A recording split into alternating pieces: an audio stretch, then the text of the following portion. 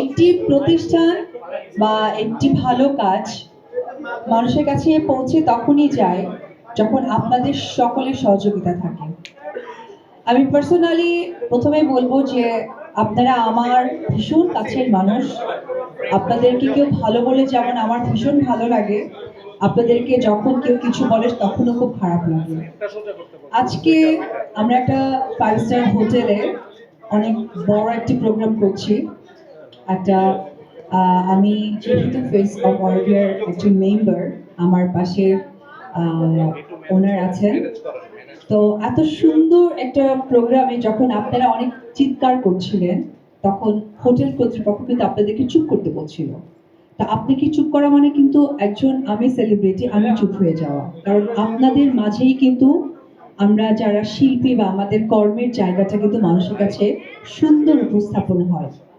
So আমি আপনাদের দিদি, বড় বোন, সহশিল্পী, সহকর্মী হয়ে সবসময়ের জন্য আপনাদের কাছে অনুরোধ করেই বলবো, পরিবারের মানুষ হয়ে বলবো যে যখন আমরা কোনো প্রোগ্রামে যাব, আমরা নিজেরাই নিজেদের ডিসিপ্লিন, আমাদের কাজ আমরাই বের করব, কেউ হুড়োহুড়ি করবো না।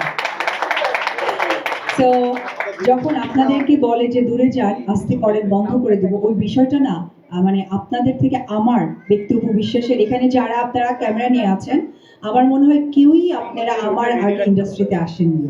সো আপনাদেরকে বলা মানে এটা আমার খারাপ লাগা। আজকের পর থেকে আমি আশা করব অনেক প্রোগ্রামে আপনাদেরকে আমি কাছে পাবো, এবং আমার পরিবারের মানুষ হয়ে আপনাদের বড় বোন হয়ে এটুকু বলতে চাই যে আমরা 100% ডিসিপ্লিন মেনটেন করবো। এনিওয়েজ, খুব সুন্দর একটি সন্ধ্যায় আপনাদের সকলকে স্বাগত।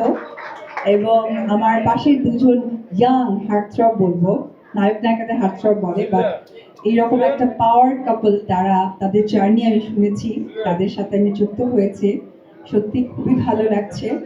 আর যে কাজগুলোর সাথে আমি যুক্ত হই, সেই কাজগুলোতে আসলে কাজ করার জায়গাটা থাকে।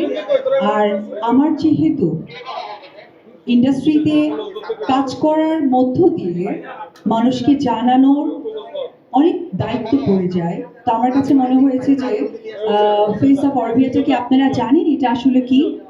আমার মনে হয় সাংবাদিক ভাইরা জানেন না, তাই তো? খুব একটা জানেন না।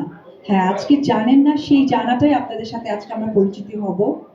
এখানে আমি কেন যুক্ত হয়েছি, আমার কাজ কি, আর সব থেকে বড় ইম্পর্টেন্ট হচ্ছে আমাদের বাংলাদেশে খুব সাহসের সাথে একটা ব্র্যান্ড দাঁড়িয়ে যাচ্ছে।